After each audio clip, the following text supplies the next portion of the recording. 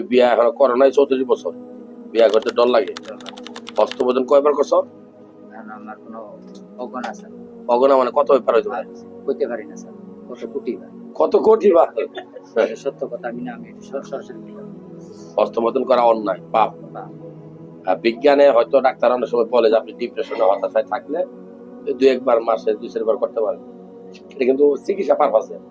কিন্তু আমার ধর্ম যেটা, আমি যে মুসলিম, এটা কবিরা গুনার কাজ। একবারে আর আমার কাছে মনে হয়, আমার কাছে যত মানুষ আসে অভিজ্ঞতা, আমি বই পুস্তক বলছি না, মানুষের বক্তব্য শুনে বুঝি যারা হস্তমোদন করছে তারা মানসিক রোগী হয়ে গেছে, আক্রান্ত হয়ে গেছে, একদম ক্র্যাক, আসক্ত, বের হইতে পারে না। এমন আছে ডেলি 2-3 বার করে, এরকম আছে না? জি। তোমার ক্ষেত্রে এরকম হয়েছে?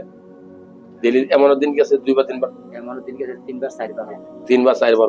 তাতে কি হয়? পুরুষ সঙ্গের সাইজটা ছোট হয়। তোমার ক্ষেত্রে ছোট হয়েছে, আগ্রহ কমে যায়, মেয়েদের প্রতি আগ্রহ কমে যায়, টাইমিং কমে যায়, শুক্রাণু কমে যায়, বাবা হওয়ার যে একটা যোগ্যতা শুক্রাণু সেটা থাকে না।